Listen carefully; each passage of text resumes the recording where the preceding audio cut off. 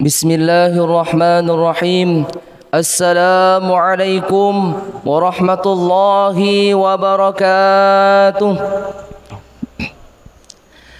Alhamdulillahilladzi anzala as-sakinata fi qulubil mu'minin. Asyhadu an la ilaha illallah wahdahu la syarika lah wa asyhadu anna sayyidana wa nabiyyana Muhammadan abduhu wa rasuluh. Allahumma salli wa sallim wa barik ala sayyidina Muhammad wa ala alihi wa ashabi rasulillahi ajma'in, amma ba'du. Qala Allah Ta'ala fil Qur'anil Karim, a'udzu billahi minasy syaithanir rajim. Bismillahirrahmanirrahim. Laqad kana lakum fi rasulillahi uswatun hasanah. Al-ayah. Shadaqallahul azim, shadaqallahu maulanal karim. Yang kami muliakan para tua-tuan guru, para alim ulama, bapak-bapak, ibu-ibu jamaah Masjid Istiqamah yang dimuliakan Allah Subhanahu wa taala. Maka Rasulullah sallallahu alaihi wasallam bersabda, "An Abi Hurairah radhiyallahu anhu anna Rasulullah sallallahu alaihi wasallam qala yaqudu asy-syaitanu ala qafiz ra'si ahadukum idza huwa nama thalatha uqdah." Diriwayatkan daripada Abi Hurairah, nama asli beliau adalah Abdurrahman bin Sahar Ad-Dausi. Rasulullah sallallahu alaihi wasallam bersabda, ketika kita tidur pada malam hari, tidak pernah kita menyadari bahawa syaitan itu mengikat kita dengan 3 ikatan. Apa kata syaitan? Yadribu kullu uqdatin alaika lailun tawilun farqud. Setiap syaitan itu mengikat manusia dalam ketika malam hari. Bapa diikat, ibu diikat, anak diikat, cucu diikat, semuanya Pak. Bagaimana cara kita melepaskan 3 ikatan itu? Apa kata syaitan? Farqud lailun tawilun farqud. Tidurlah kamu dengan nyenyak, tidurlah kamu dengan nyaman, bahwasanya malam itu panjang, kata syaitan. Kalau kita lemah, mungkin kita bisa mengirakan yang bisikan istri kita, kita tidur. Bagaimana cara kita melepaskan 3 ikatan syaitan ini? Yang pertama kata Rasulullah SAW, fa in istaiqadha fadzakarallah. Apabila kita bangun dan tidur pada malam hari, fadzakarallah, maka kita berzikir kepada Allah Subhanahu wa taala. In halat uqdah, maka 1 ikatan itu lepas. Apa zikirnya? Subhanallah walhamdulillah wala ilaha illallah wallahu akbar wala haula wala quwata illa billahil aliyyil azim. Sekurang-kurangnya kita berzikir alhamdulillahilladzi ahyana ba'dama amatana wa ilaihin nusyur. Ini yang kita baca Pak.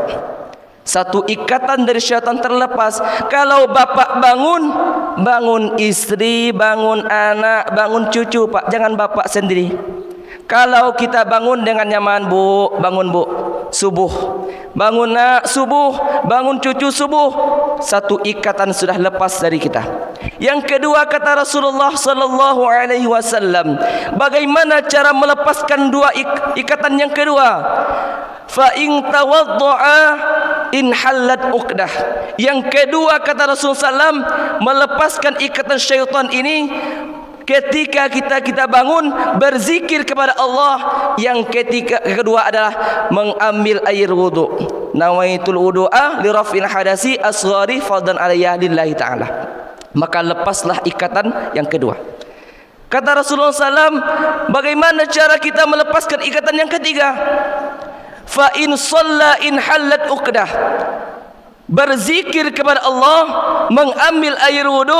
Yang kedua, fa in shalla, kata muazin masjid, as-salatu khairum minan naum. Maka ketika itu kita harus pergi salat subuh, ajak anak, ajak istri.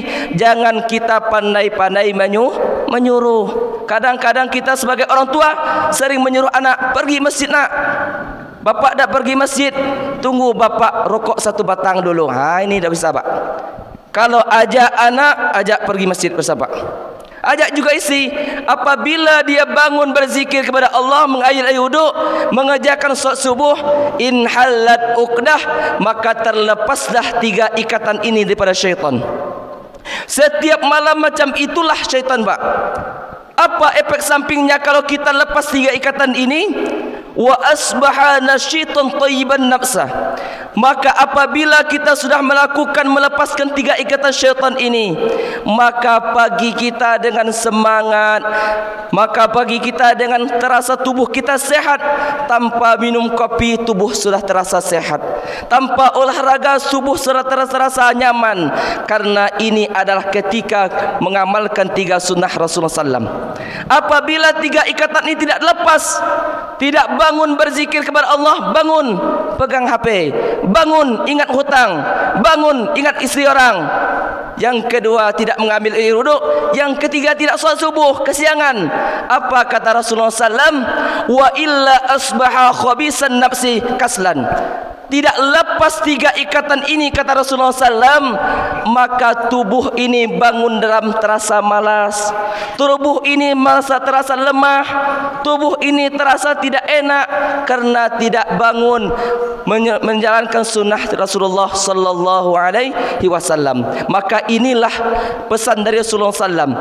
Maka di bulan yang suci yang mulia ini, Rasulullah SAW, maka sebaiknya paling tidak kita, Allah Subhanahu wa taala berfirman dalam surah Yunus, "Qul bi fadlillah wa bi rahmatihi falidzalika falyabrahu wa khairum mimma yajma'un." Apa kata Allah Subhanahu wa taala?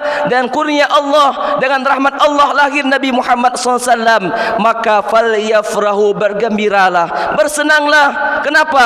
Kita beriman, bersenanglah kerana Nabi Muhammad SAW. Sedangkan paman Rasulullah SAW tidak beriman kepada Allah, dia dusta kepada Allah Subhanahu wa taala, yang bernama Abdul Uzza, terkenal dengan namanya Abu Lahab. Beliau bergembira pabashirun biulamin dengan Syuaibah, maka dia bergembira. Saking mulianya, saking gembiranya lahir Nabi Muhammad SAW. Dia memerdekakan budaknya yang bernama Syaibah. Karena dia bangga punya cucu, punya ponakan, dan juga merasakan kebahagiaan itu, maka dia juga ikut. Apa kata Rasulullah SAW? Maka ketika itu Rasulullah SAW dan Ibnu Abbas pamannya lain bermimpi 100 tahun Abu Lahab meninggal dunia. Apa kata Ibnu Abbas? Apa yang kamu rasakan ya Abu Lahab? Aku merasakan siksa sangat pedih. Innalil mauti sakaratin, sesungguhnya mati itu menyakitkan, kata Abu Lahab. Apa kata Abu Lahab? Yauma basyir bi ulami Syaibah bi isnain, kata Abu Lahab, saya mendapatkan kabar gembira ketika hari Isnin Allah yuhaffif bil azab, maka Allah meringankan azabku ketika hari Senin kelahiran Nabi Muhammad sallallahu alaihi wasallam. Sedangkan Abu Lahab saja tidak beriman kepada Allah, tidak salat, tidak puasa, tidak pergi ke masjid, tetapi dengan menyambut kebahagiaan kelahiran Nabi Muhammad SAW mendapatkan keringanannya azab dari Allah Subhanahu wa taala. Bagaimana kita beriman kepada Allah, rajin berpuasa, rajin bersedekah, rajin ke masjid, tentu kita lebih banyak lagi mendapatkan ganjaran dari Allah Subhanahu wa taala. Semoga kita semua ini menjadi umat Nabi Muhammad SAW, cinta kepada Nabi Muhammad SAW. Dengan apa?